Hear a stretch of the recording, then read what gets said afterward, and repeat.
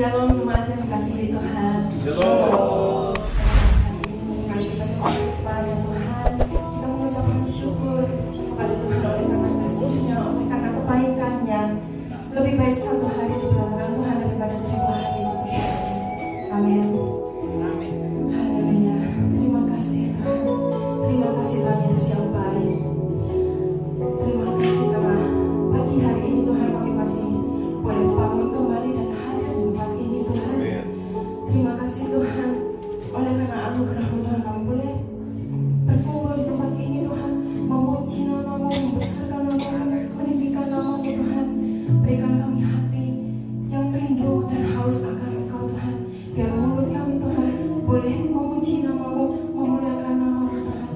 Kami percaya Tuhan, di tempat ini Tuhan ada pemulihan yang terjadi Tuhan, ketika hadirat-Mu turun atas setiap kami Tuhan. Kami percaya pemulihan itu terjadi Tuhan. Haleluya Tuhan. Terima kasih.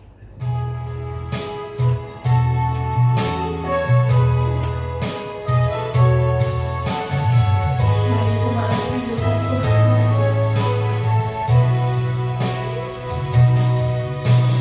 Satu hal yang ku rindu,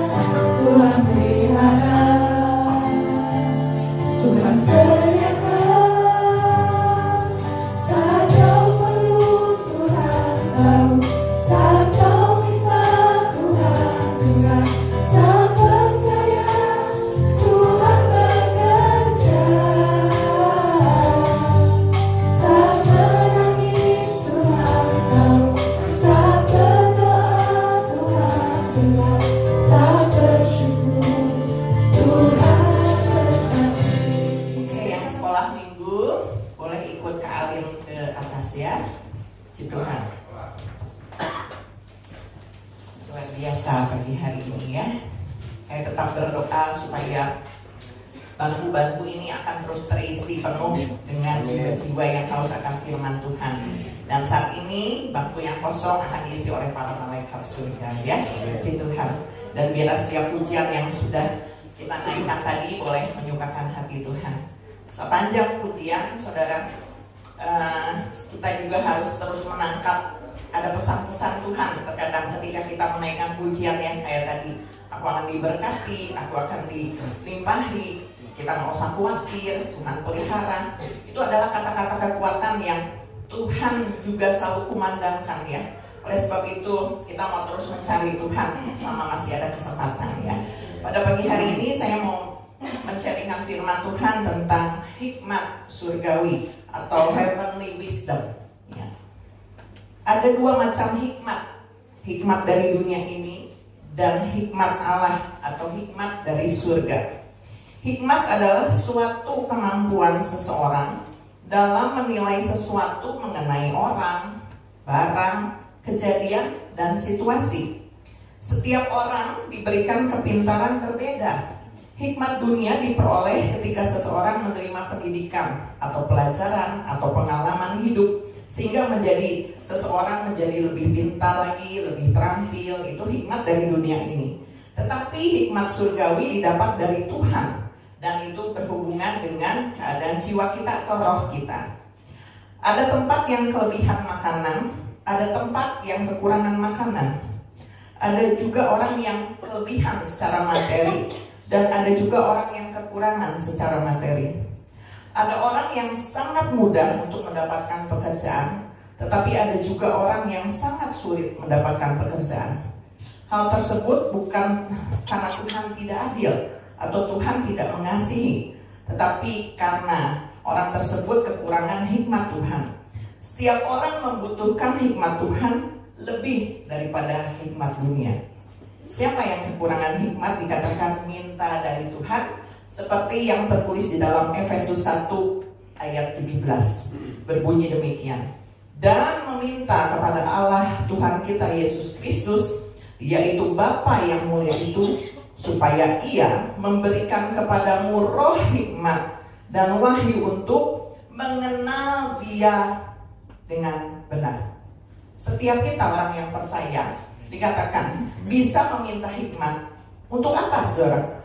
Bukan untuk mendapat, supaya saya lebih kaya lagi, supaya aku lebih pintar lagi, smart secara otak gitu ya. Tetapi dikatakan meminta kepada Tuhan supaya kita diberikan hikmat untuk mengenal Dia dengan benar. Banyak di dunia ini mungkin orang yang baik, tetapi tidak semua orang baik punya hikmat Tuhan. Tapi orang yang punya hikmat Tuhan sudah pasti baik. Amin, saudara. Di dalam Mazmur 111 ayat 10 berbunyi demikian. Permulaan hikmat adalah takut akan Tuhan. Semua orang yang melakukannya berakal budi yang baik. Ya, di situ jelas dikatakan. Ketika kita memelihara takut akan Tuhan, itulah permulaan hikmat dikatakan. Dan semua orang yang melakukannya berakal budi yang baik. Jadi yang mendapatkan hikmat Tuhan pasti kehidupannya akan menjadi baik.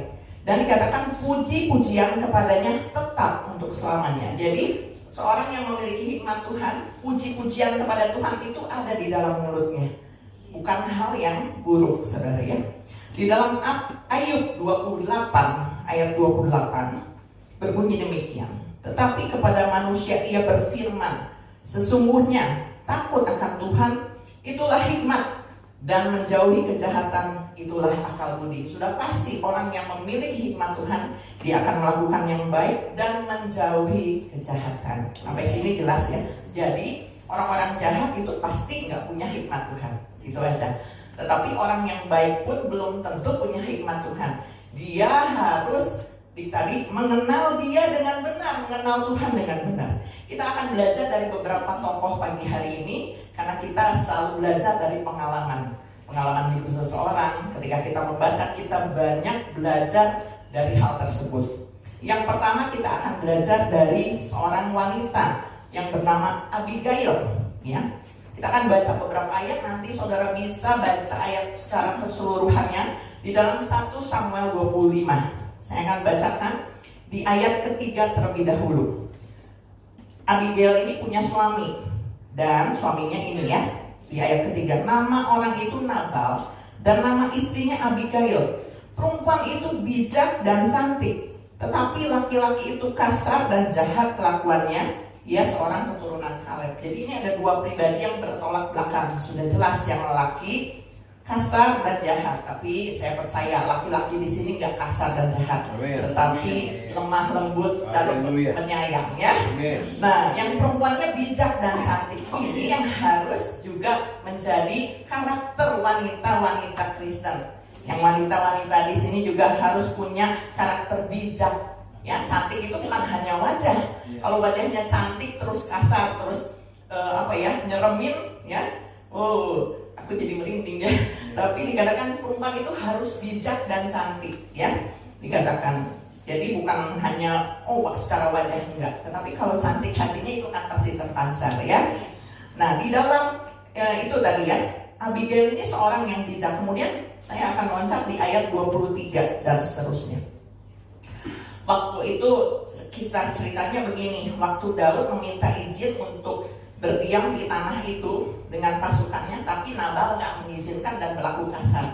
Lalu yang dikatakan Abigail seperti ini di ayat 23. Ketika Abigail melihat Daud, segeralah ia turun dari atas keledainya, lalu sujud menyembah di depan Daud dengan mukanya sampai ke tanah.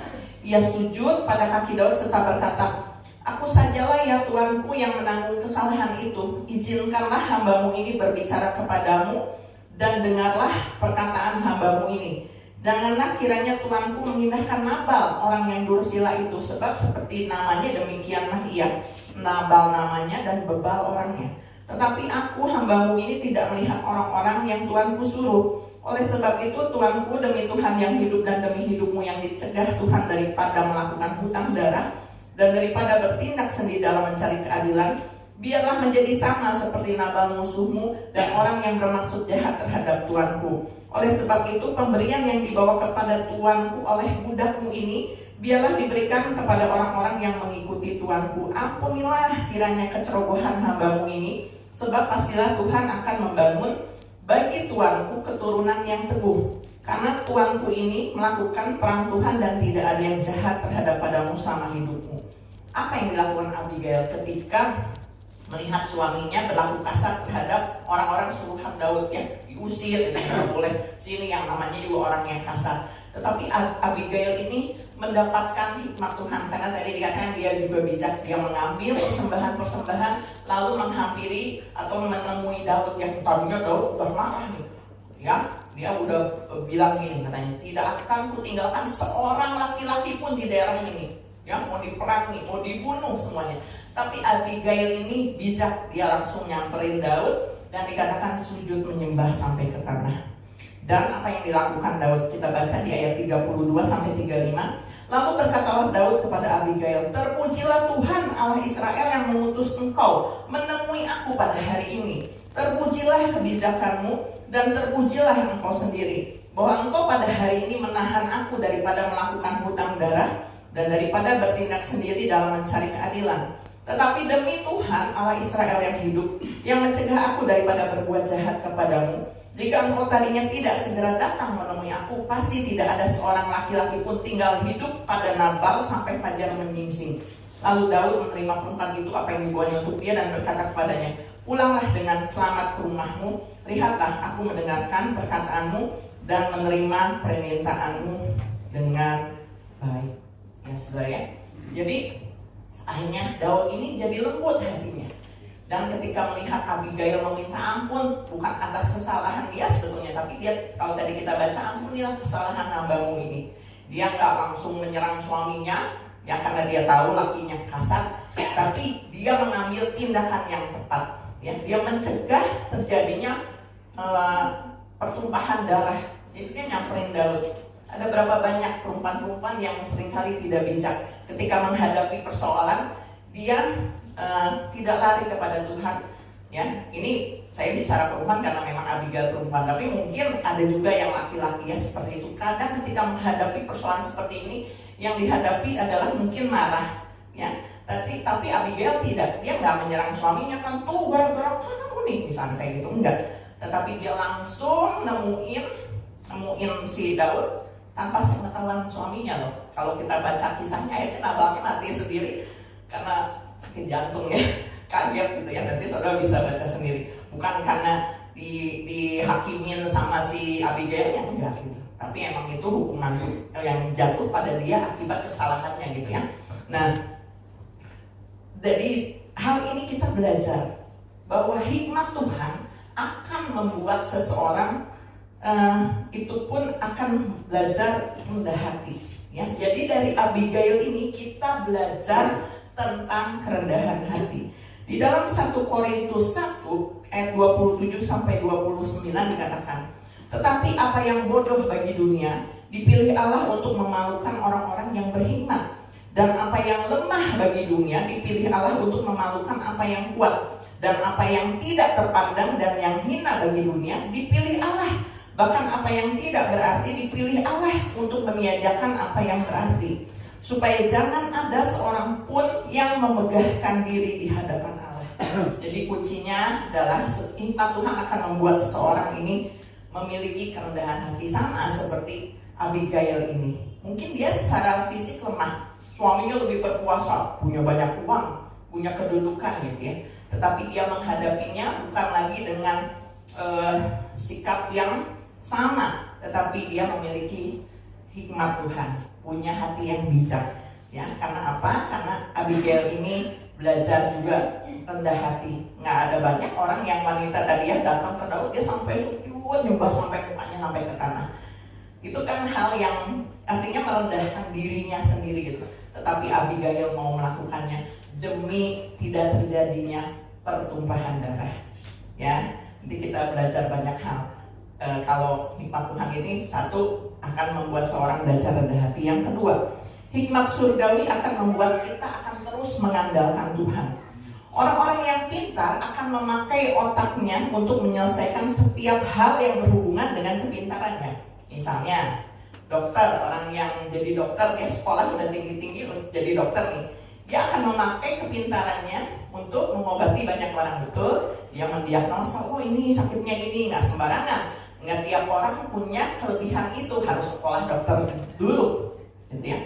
Seorang arsitek juga akan memakai kepintarannya untuk merancang sebuah desain atau bangunan rumah. Mungkin tiap orang juga suka ada yang dikasih talent ya, oh bisa lah membangun gitu. Tetapi seorang arsitek gitu yang udah sekolah, dia akan mengerti, oh gini toh masang ubinnya harus begini nih, simetris, keindahannya gitu. Mungkin setiap orang bisa aja membangun, tinggal panggil aja tukang. Tapi tidak setiap orang diberikan kepintaran yang sama.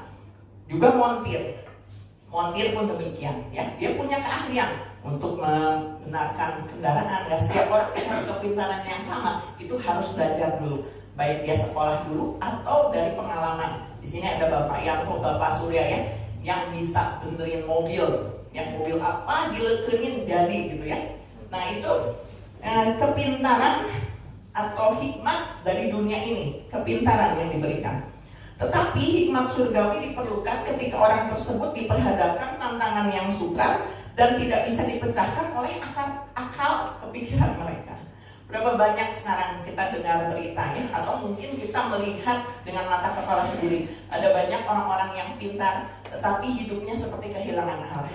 Berapa hari ini saya dengar berita ada ayah yang membunuh 4 anaknya, terus dipekap ya gitu, karena udah stres. Mungkin aja ayah ini bukan orang yang bodoh, pintar. Kemarin ini juga ada yang di daerah mana ya, saya jadi lupa lagi, yang suami istri, tapi istrinya nggak meninggal ya, suaminya yang meninggal. Itu kan suaminya juga pintar gitu. Anak dan istrinya ditemukan masih hidup tapi udah lemas gitu. Ya, mungkin nggak makan gitu atau gimana lah gitu. Banyak orang-orang yang saat ini mungkin sudah kehilangan hikmat. Ya, bukan hikmat dunianya mungkin ada gitu, tapi kalau udah dapat tantangan kayak gitu nggak bisa kepake saudara. Tapi hikmat surgawi ini membuat seseorang akan terus harus mengandalkan Tuhan di situasi yang tersulit sekalipun, karena kita kan nggak bisa mengalami hal-hal yang semua mulus gitu, tapi justru kita akan terbentuk lewat tantangan-tantangan hidup ini ya. Nah, itu adalah hikmat surgawi yang membuat kita terus andalkan Tuhan. Sama seperti Abigail tadi, dia nggak bisa berbuat apa-apa, dia lemah, tapi dia mengandalkan Tuhan, ya, dikasih hikmat surgawi dan semuanya bisa diselesaikan dengan baik. Yang ketiga, hikmat Tuhan akan membuat seseorang imannya akan menjadi lebih kuat, itu udah pasti. Hikmat dari surga ini atau hikmat Tuhan akan membuat seorang imannya menjadi kuat. Contohnya adalah Daniel, Sadrah, Mesah, Abednego. Mereka adalah orang-orang yang pintar, orang-orang yang dipilih. Bahkan Daniel itu, mereka itu dikhususkan gitu ya. Tetapi mereka dikatakan tidak mau di tengah pembuangan di Babel, mereka tidak mau menajiskan diri, sehingga mereka memutuskan untuk memakan makanan cuma sayur-sayuran kayak gitu ya. Dan yang luar biasa itu dalam doanya, Daniel itu nggak pernah absen dalam doanya. Pun ketika dia menghadapi ancaman mau dimasukkan ke gua singa, dia tetap berdoa. Dia nggak misalnya sembunyi-sembunyi, ya nanti aku dimasukkan ke gua singa, lebih baik aku bisa berdoa kok, tapi diam-diam aja. Enggak, saudara. Tapi yang Daniel lakukan, dia tetap melakukannya seperti sedia kala membuka tingkap atau jendelanya, terus dia berdoa setiap harinya walaupun di tengah ancaman. Itulah iman. Hikmat Tuhan membuat dia imannya menjadi lebih kuat ya, dan terbukti Allah menolongnya. Kalau hikmat manusia apa bilangnya seperti tadi bisa ya, berhikmat juga. Udah nggak usah gitu, konyol ya, ini diancam nanti aku mati. Tetapi Daniel kan melakukan yang benar, bukan melakukan yang salah, dan dia melakukannya untuk Tuhan. Di dalam Yesaya 11 ayat 2 dikatakan, Roh Tuhan akan ada padanya, roh hikmat dan pengertian, roh nasihat dan keperkasaan, roh pengendalian dan takut akan Tuhan. Itu akan diberikan, saudara ya. Jadi jangan takut ketika kita minta hikmat Tuhan, sama seperti juga Salomo. Kita tahu ya bahwa orang yang paling berhikmat dikatakan Raja Salomo. Dia punya kekayaan dan pintar juga, tetapi dia bilang, aku minta hikmat sama Tuhan. Diberikan hikmatnya, sehingga ketika hikmat dari Tuhan itu datang kepadanya, dikatakan hal yang lain ditambahkan. Itu hikmat dari surga, saudara ya. Kadang orang yang pintar secara akal pun bisa menghadapi jalan buntu ketika diperhadapkan pada persoalan. Berapa banyak orang yang notabene pintar secara dunia, tapi hidupnya tidak berjalan sesuai dengan ekspektasi. Tetapi ada juga orang-orang yang kurang pintar secara ilmu ya, tetapi hidupnya bisa diberkati, bisa berhasil ya.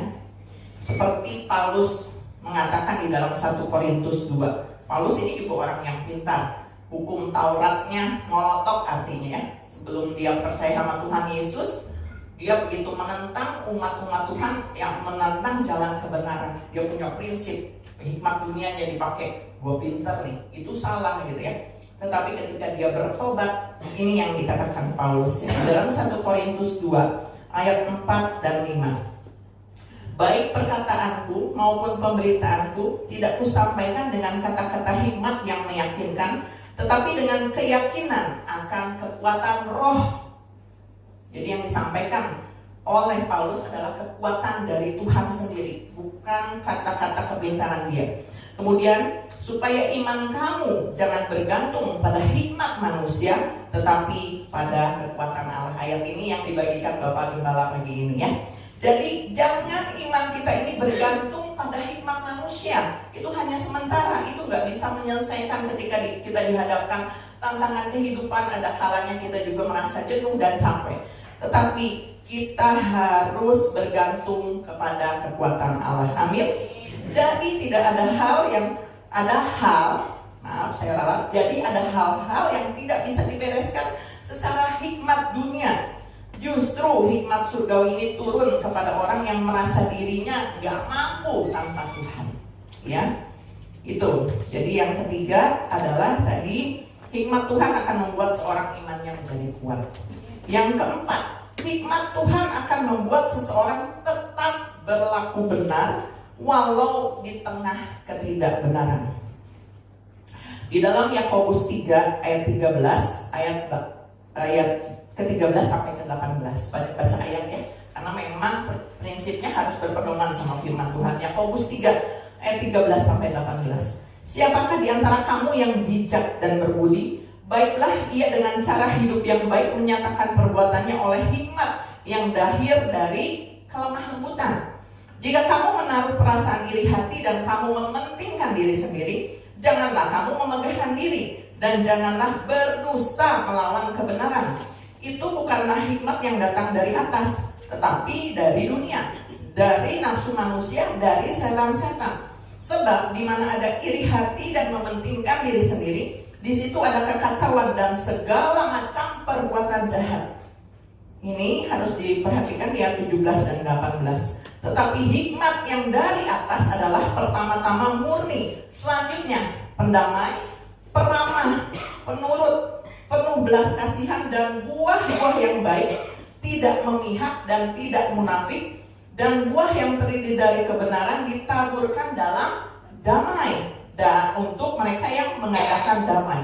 Orang yang punya hikmat Tuhan tidak akan bermanipulasi untuk menutupi ketidakbenarannya. Yang akan dimanipulasi. Ada orang yang seperti itu, untuk menutupkan dosanya atau ketidakbenarannya dia manipulasi. Enggak, saudara. Tidak munafik, dia tidak iri hati, ada belas kasihan, terus tulus saudara ya, suka damai, ramah, dan taat sama firman Tuhan, nama Tuhan.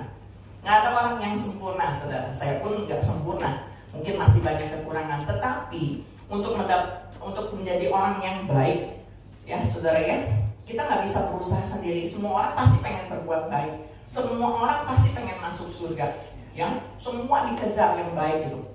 Tetapi nyatanya itu tidak membuat kita selamat. Tetapi dikatakan hikmat dari surga itu akan didapat ketika kita takut akan Tuhan, percaya sama Tuhan, mengenal Dia secara benar, dikatakan ya. Jadi saudara, ketika kita masih ada rasa iri hati, itu harus dilawan. Dilawannya dengan apa? Terus baca firman Tuhan. Aku nggak boleh iri hati. Oh iya, Tuhan memberkati aku sendiri, gitu ya. Nggak boleh iri hati, saudara. Terus nggak munafik gitu. Kadang kan kita juga kadang melihat orang yang lu munafik loh gitu.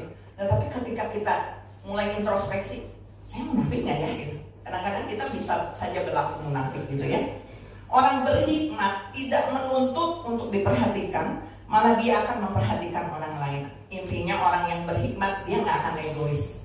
Dia akan bisa mengasihi. Itu semua bukan karena diri kita. Hikmat manusia nggak bisa mengerjakan itu semua, bisa aja sih saudara. Tetapi yang tadi yang bisa dilakukan secara tulus itu ketika kita mendapat hikmat surgawi. Amin. Ya, tadi ada 4 hal yang saya share pagi hari ini. Nanti saudara juga akan terus mendapatkan hikmat Tuhan. Apa yang bisa didapat ketika kita mendapat hikmat Tuhan? Yang pertama tadi dikatakan kita harus rendah hati. Ya, kita dapat rendah hati. Jadi rendah hati itu nggak, oh ya aku harus rendah hati. Tapi kalau pada dasarnya kita nggak mau taat, tadi yang mengenal Dia secara benar, itu susah saudara untuk orang rendah hati. Ya, harus rendah hati. Yang kedua, harus andalkan Tuhan. Kalau kita nggak semakin dekat sama Tuhan, nggak mencari Tuhan, susah saudara untuk mengandalkan Tuhan. Seringnya kita mengandalkan kepintaran yang dipakai otak kita dulu. Ya iyalah, kalau kita misalnya sakit, kadang-kadang kita lupa, oh cepetan ya ambil obat ini, cepetan ya ke dokter ini. Itu hikmat, ini kan otak kita yang dipakai gitu ya. Yang ketiga dikatakan hikmat Tuhan akan membuat seorang imannya menjadi kuat, nggak mudah goyah. Jadi ketika tantangan datang, dia nggak melempem atau dia menjauh dari Tuhan, tapi imannya semakin kuat ya. Itu tanda-tandanya. Yang keempat adalah dikatakan hikmat Tuhan dia akan tetap berlaku benar walau yang lain nggak benar. Aduh, nggak tergoda gitu saudara. Wah dia perkaya ya, tapi ternyata lakunya tidak benar. Ya, jangan ditiru. Nah itu hikmat Tuhan yang akan membuat seorang tetap benar ya. Nah di dalam Mazmur 107 ayat 43, siapa yang mempunyai hikmat, biarlah ia berpegang pada semuanya ini, dan memperhatikan segala kemurahan Tuhan. Jadi saudara, kalau kita bisa hidup sampai saat ini, kalau kita masih dikasih kesempatan hidup, dikatakan itu semua karena kemurahan Tuhan. Amin. Pergunakan waktu-waktu yang ada ini dengan memakai hikmat Tuhan, terus belajar dari pengalaman, dari firman Tuhan. Jadi semua ini terjadi oleh kemurahan Tuhan saja. Pikiran dan hati kita harus tetap tunduk pada kebenaran firman Tuhan, bukan tunduk. Oh, kan ada firman Tuhan juga berkata ya, kita harus lebih taat kepada Tuhan daripada manusia. Tetapi itu pun harus memakai hikmat, bukan berarti gini ya, kita nggak taat sama orang tua. Itu juga harus tetap dipakai. Mungkin ya, di tengah ketika kita hidup di dalam satu keluarga aja, kadang kita punya perbedaan pendapat, perbedaan persepsi gitu ya. Tetapi yang kita harus pegang adalah kebenaran firman Tuhan. Kita bisa mengasihi walau di tengah misalnya tekanan tantangan dalam keluarga, tetapi kita punya hikmat surgawi untuk meredakan segala sesuatunya sehingga tidak ada perang dunia ketiga. Tadi ya, perang dunia ketiga. Karena apa? Hikmat. Hikmat itu akan keluar nanti dari ucapan kita. Tadi apa? Yang murni adalah tadi ya di Yakobus 3 ayat 17, itu dia orang yang punya hikmat tuh dia akan menjadi pendamai, peramah, penurut dikatakan. Jadi bukan provokator. Jadi kalau misalnya ada persoalan, dia nggak akan membesar-besarkan, tetapi itu akan sebisa mungkin ditekan sampai tidak meledak. Kayak tadi Abigail kan begitu. Ya, dia bijak, dia nyamperin Daud terus nggak dia terus ya tuh gara-gara buat dia tuh gitu, nggak kayak gitu ya. Tetapi dia tetap belajar rendah hati. Ya. Dan hikmat Tuhan membuat, ini juga poin penekanannya ya pagi hari ini. Saya akan tutup, hikmat Tuhan membuat seorang mencari Tuhan. Ya. Hikmat Tuhan membuat seseorang akan terus beribadah. Hikmat Tuhan akan membuat seorang terus berdoa walaupun menghadapi situasi apapun. Hikmat Tuhan membuat seseorang akan terus membaca firman Tuhan, merenungkan firman Tuhan, bahkan tadi dikatakan puji-pujiannya tetap kepada Tuhan, tetap menyembah Tuhan. Amin, saudara. Kita mau terus lakukan belajar. Seperti tadi saya bilang, saya pun banyak kekurangan, pendeta juga banyak kekurangan, tapi jangan melihat orang, saudara. Belajar untuk terus membangun diri dan memaksimalkan apa yang Tuhan kasih. Kalau kita berpatokannya sama orang tuh dia aja nggak benar, kita kapan benar ya saudara? Tapi patokannya pada firman Tuhan, dikatakan harus taat. Oh ya, Tuhan bilang aku harus jadi pendamai. Biarin dah. Misalnya dalam keluarga ada istri atau suami yang belum bisa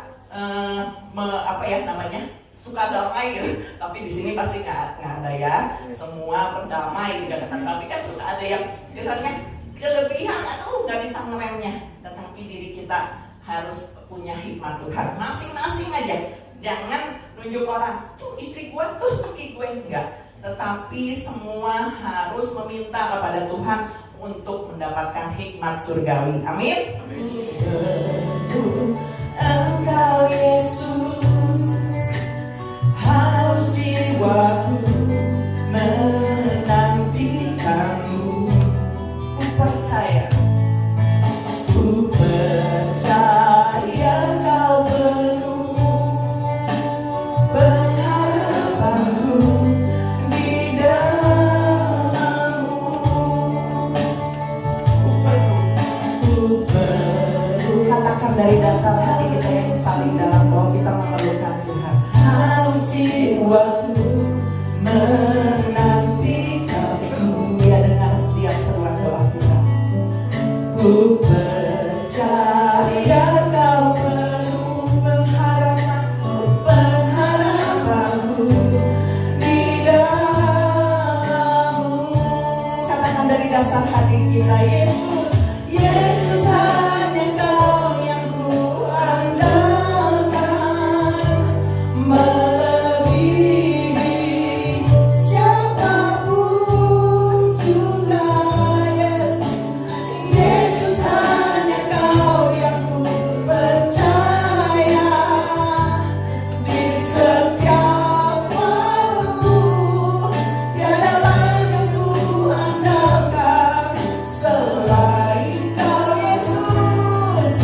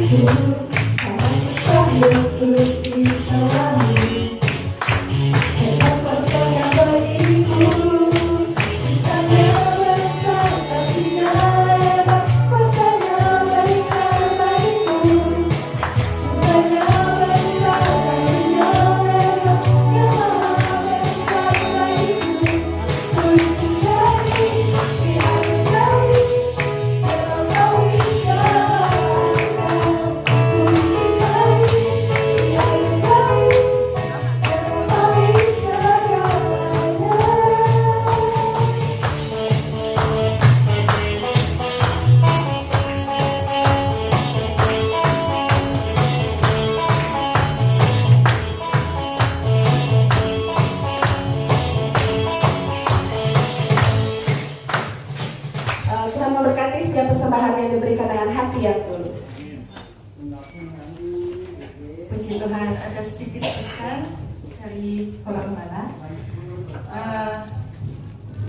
Amplop Natal dikumpulkan paling lambat minggu depan tanggal 17 Desember 2023.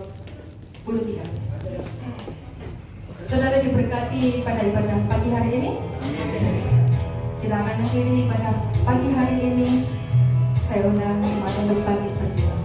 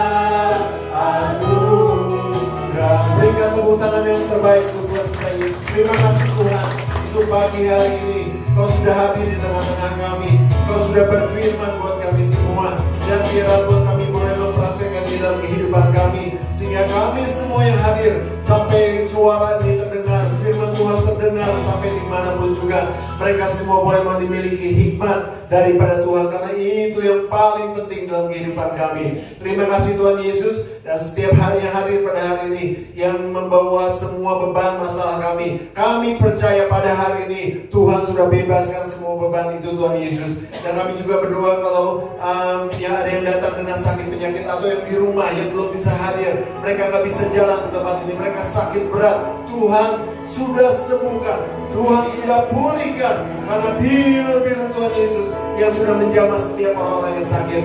Dan Tuhan janjikan kesembuhan, kesehatan buat kami semua. Terima kasih Tuhan Yesus. Kami percaya Engkau sudah memberkati kami pada hari ini, hari Minggu yang penuh dengan berkat dan sukacita.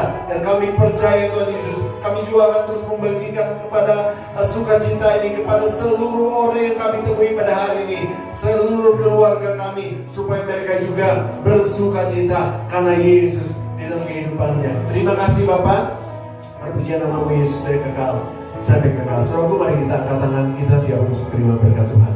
Diberkatilah keluargamu, diberkatilah kesehatanmu, diberkatilah pekerjaan dan hasil kerjamu, dan diberkatilah orang yang mengandalkan Tuhan, yang menaruh harapannya kepada Tuhan. Sekarang saudaraku, terimalah berkat yang besar dari Allah Bapa, cinta kasih yang sungguh luar biasa dari Tuhan kita Yesus Kristus, dan persekutuan dengan Roh Kudus menyertai hidup kita mulai pagi hari ini sampai Tuhan Yesus datang kali yang kedua. Tetap angkat tangan saudara dan